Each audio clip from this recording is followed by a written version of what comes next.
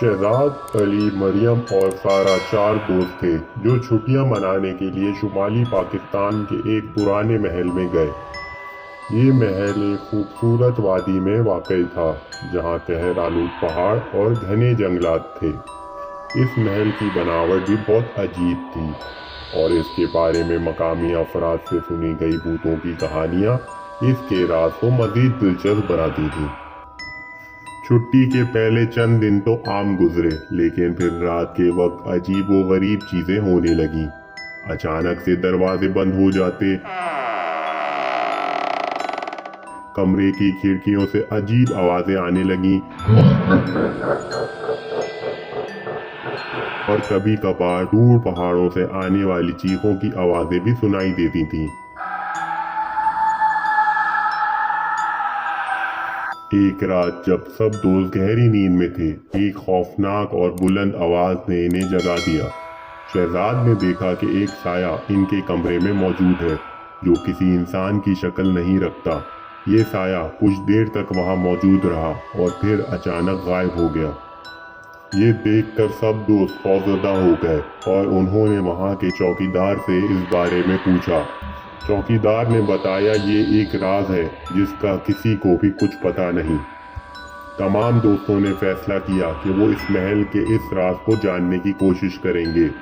دوستوں نے اگلے دن مقامی لائبریری کا رخ کیا جہاں انہوں نے محل کے بارے میں پرانی دستاویزات اور کتابیں دیکھی۔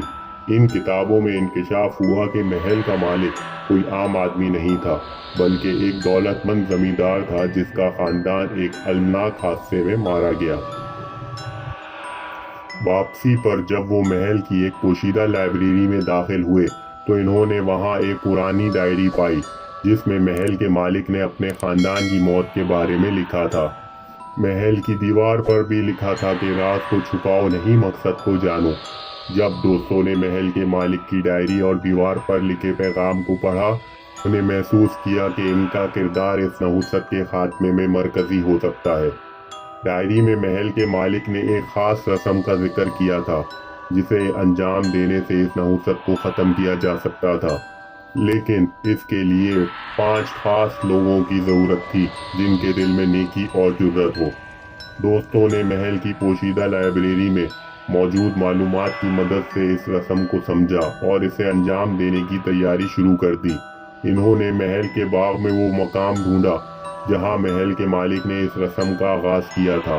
رات کے وقت جب چاند اپنے پورے عروج پر تھا تو انہیں باغ کے وسط میں ایک دائرہ بنایا اور اس کے اندر موم بتیاں رکھیں۔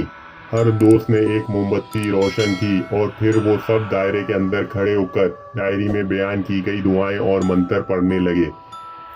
جیسے ہی رسم شروع ہوئی پورے محل میں سائے گھومنے لگے، لیکن دوستوں نے ہمت نہیں ہاری۔ وہ مسلسل دعا پڑھتے رہے۔ کچھ ہی دیر بعد انہوں نے محسوس کیا کہ وہ سائے کمزور پڑ رہے ہیں۔ جب آخری منتر پڑھا گیا تو اچانک ایک روشنی کے بڑے جھٹکے نے محل کو روشن کر دیا۔ اس روشنی کے ساتھ ہی وہ سائے مکمل طور پر غائب ہو گئے اور ایک خوشگوار خاموشی محل میں چھا گئی۔ جیسے ہی نحوست ختم ہوئی، محل کی فضا میں ایک مثبت تبدیلی آ گئی۔ دوستوں نے محسوس کیا کہ انہوں نے نہ صرف محل کو ایک بڑے اثر سے نجات دلائی بلکہ انہوں نے خود اپنے دلوں میں بھی ایک نئی امید اور ہمت کو جگا دی۔ ان کی دوستی اور اتحاد نے انہیں نہ صرف محل کے راز سے پردہ اٹھانے میں مدد دی بلکہ انہوں نے خود کو بھی ایک نئے مقصد میں جوڑ لیا۔ اس طرح اس مہم جوئی کے بعد شہزاد اور اس کے دوستوں کی زندگیاں ہمیشہ کے لیے بدل گئیں اور وہ اپنی زندگی میں نئے مقاصد کے ساتھ آگے بڑھے۔ Like, comment, and subscribe.